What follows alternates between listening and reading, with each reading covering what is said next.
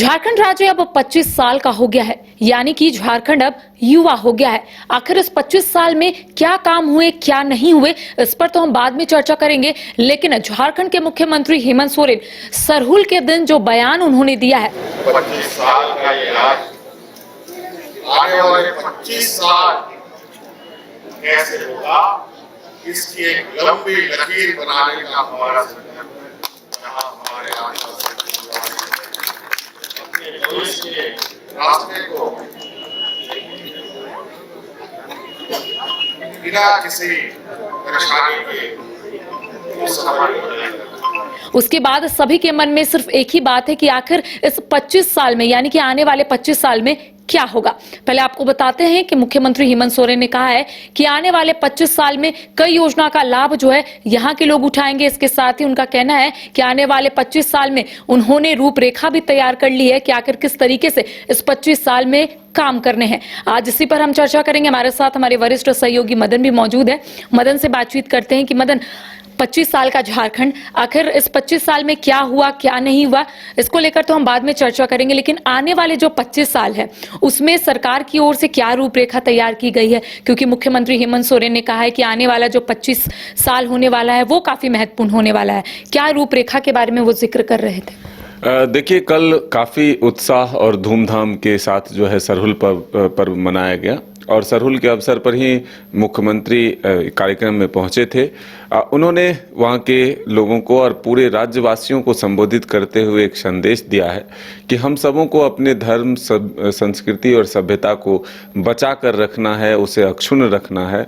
और साथ ही उन्होंने कहा कि ये झारखंड जो है अब 25 वर्ष का सफ़र पूरा कर लिया है, एक युवा झारखंड जो है वो हो चुका है। अब यहाँ से हमें अपने सोच, समझ और बुद्धि के हिसाब से 25 वर्ष आगे सोचना है। 25 वर्ष आगे जो है वो झारखंड के लिए काफ़ी महत्वपूर्ण है। हमें बारीकियों से सभी चीज़ों को देखते हुए एक नीति निर्धारण करना होगा और उस दिशा में आगे इस राज्य को ले जाना है, ताकि एक समृद्ध राज्य, एक सुदृढ़ राज्य जो है ये बन सके, विकसित राज्य बन सके, ताकि देश के और जो अग्रणी राज्य हैं उससे कहीं आगे हम आ सके, उसकी बराबरी में आ सके। ये एक मैसेज देने की कोशिश हुई। साथ ही उन्होंने कहा कि जो छात्र छात्राएं वहाँ पर मौजूद थे, आदिवासी हॉस्टल जो है या फिर उस कॉलेज के जो छात्र छात्राएं थे, उनके लिए और भी कई तरह की सुविधाएं उपलब्ध कराने की बात मुख्यमंत्री हेमंत सोरेन ने कहा कि हमने बहुत सारे प्रयास किए हैं। मैं चाहता भी हूँ कि आप लोगों के बीच आकर थोड़ा वक्त बिताया करूँ, लेकिन वक्त के अभाव की वजह से मैं नहीं आ पाता हूँ। लेकिन इस अवसर पर जरूर आप सबों से मिलने का मौका मिलता है।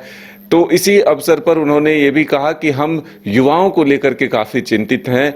युवाओं के भविष्य को संवारने के लिए हम जितना बेहतर काम कर सकते हैं उस दिशा में करेंगे। यानी कि एक संकेत उन्होंने दिया है कि राज्य के युवाओं को रोजगार से जोड़ने के लिए नौकरियां देने का प्रयास जो है सरकार तेज करेगी, जिससे कि आने वाले दिनों में युवा का भी भविष्य बेहतर हो सके। यानी कि एक सुदृढ़ झारखंड, समृद्ध झारखंड तो बने ही, साथ ही यहाँ के युवाओं के हाथ में भी हुनर हो, ताकत हो, नौकरी हो, उससे वो एक खुशहाल जिंदगी जी सके।